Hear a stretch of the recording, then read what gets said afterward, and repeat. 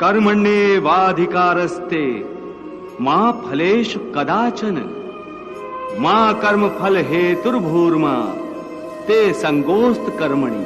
हे पार्थ, तुम कर्म कर सकते हो, कर्म करने का संकल्प कर सकते हो, परंतु इसका फल पाना तुम्हारे हाथों में नहीं है। हे मधुसूदन, मैं जिस काम का संकल्प करूंगा वो काम तो मैं करूंगा ही। जब भोजन करने का निश्चय करके बैठूंगा तो निवाला उठाकर मुंह में रखूंगा ही, तभी तो उसे खाऊंगा। यदि वो खाने का निवाला तुम्हारे प्रारब्ध में नहीं है तो उसे तुम मुंह तक तो ले जाओगे, परंतु उस ग्रास का एक दाना भी अपने मुंह में नहीं रख सकोगे। हे अर्जुन, केवल कर्म का संकल्प ही प्राणी के अधिकार में है, उसका फल प्राणी के अधिकार में नहीं है। हे केशव, कोई भी मनुष्य एक ही क्षण में आसक्ति को कैसे छोड़ सकता है?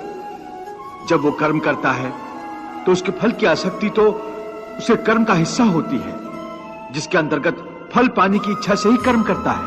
हे अर्जुन, बस यहीं से निष्काम कर्मयोग की साधना शुरू होती है। अर्थात तुमने कहा कि प्राणी फल पाने की इच्छा से ही कर्म करता है, परंतु निष्काम कर्मयोग यह सिखाता है कि फल पाने की इच्छा से नहीं, बल्कि अपना कर्तव्य पूरा करने के लिए, अपने धर्म का पालन करने के लिए कर्म करो। फल पर भरोसा रखकर कर्म मत करो, क्योंकि फल पाना तुम्हारे हाथ में नहीं, तुम्हारे अधिकार में केवल कर्म करना ही है।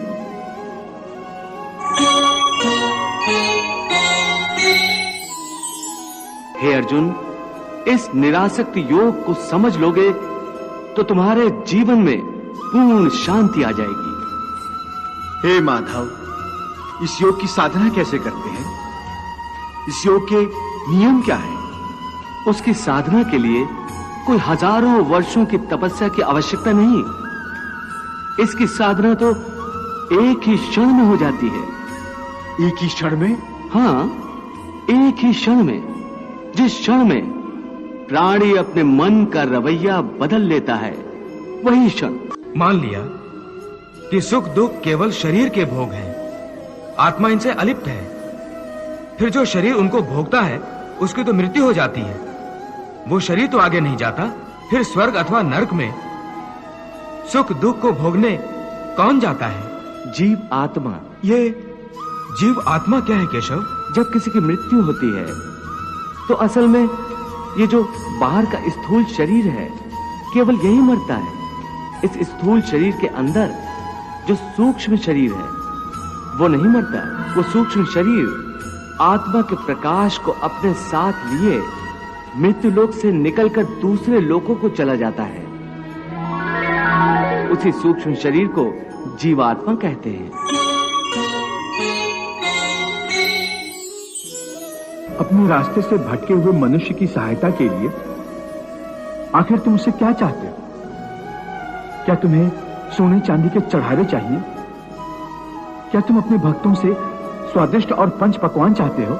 मैं मनुष्य से एक श्रद्धा के अतिरिक्त कुछ नहीं चाहता, कुछ नहीं मांगता। वो मेरे प्रति बड़े बड़े चढ़ावे न चढ़ाए। सोना चांदी घी चंदन और पकवान के चढ़ावे मुझे नहीं चाहिए। श्रद्धा और भक्ति भाव से एक फल, एक फूल, फूल की एक पत्ती, जल का एक कतरा, ये चावल का आधा दाना ही सही, मैं उसको भी भक्त की श्रद्धा से कहीं अधिक श्रद्धा से स्वीकार कर लेता हूं।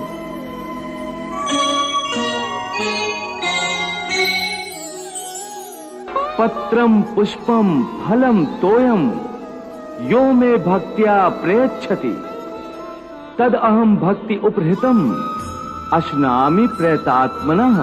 श्रद्धा या भक्ति का एक आंसू ही सही, मैं उसे भी कबूल कर लेता हूं।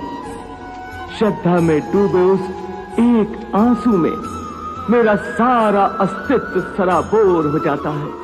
भक्ति अथवा पश्चाताप का ये आंसू चाहे लाखों पाप करने के बाद अंतिम क्षण में क्यों न बहाया गया हो, मैं उस अनुपम भेंट को भी स्वीकार कर लेता हूं और मनुष्य के सारे पापों को उस आंसू से धोकर उसे नवजात शिशु की तरह निष्पाप कर देता हूं, उसका कल्याण करता हूं, उसे मुक्ति देता हूं।